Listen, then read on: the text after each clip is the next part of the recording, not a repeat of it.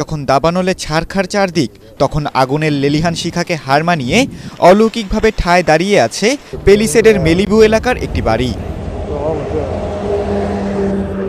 $9 million তিনতলা বাড়িটির মালিক 64 বছর বয়সী ডেভিড স্টেইনার। পেশায় ছিলেন টেক্সাসের বর্জ্য ব্যবস্থাপনার একজন নির্বাহী কর্মকর্তা। পেলিসেডে যখন দ্রুত গতিতে ছড়িয়ে পড়তে শুরু করে দাবানল, তখন প্রাণ বাঁচাতে বাড়ি ছেড়ে সপরিবারে ঠাঁই নেন নিরাপদ আশ্রয়ে। ভাবেননি আর ফিরে যেতে পারবেন নিজ ঘরে, তবে আগুন নেভার পর দেখলেন আশ্চর্য এক কাণ্ড। আশপাশের সব বাড়ি পুড়ে ছাই হলেও পুরোপুরি অক্ষত তার বাড়ি। এমনকি বাড়ির দেয়ালেও নেই আগুনের কোনো চিহ্ন, যেন ধ্বংসস্তূপের ওপর দাঁড়িয়ে আছে এক বাতিঘর। বাড়ির মালিক ডেভিড স্টেইনার বলেন, মেলিবুতে দাবানল ছড়ানো শুরু করলে কোনো মতে বাড়ি ছেড়ে বেরিয়ে আসি আমরা। এরপর বাড়ির চারপাশে আগুন ছড়িয়ে পড়ার বেশ কিছু ছবি ও ভিডিও বার্তা পাই।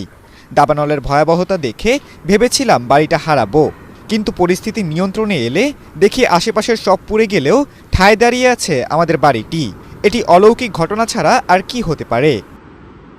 এই বাড়ির ছবি ও ভিডিও শেয়ার করে নানা রকম গুজব ছড়িয়েছে সামাজিক যোগাযোগ মাধ্যমে। ঘটনার ব্যাখ্যা দিতে গিয়ে মালিক ডেভিড জানান, যে কোনো বড় আঘাত ও ভূমিকম্পের মতো প্রাকৃতিক দুর্যোগ ঠেকাতে বিশেষ নকশায় বানানো হয়েছে বাড়িটি।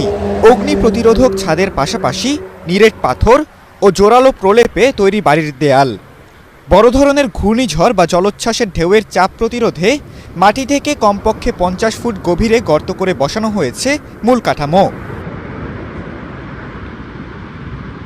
এমন ঘটনায় খুশিতে আত্মহারা ডেভিড ও তার পরিবার।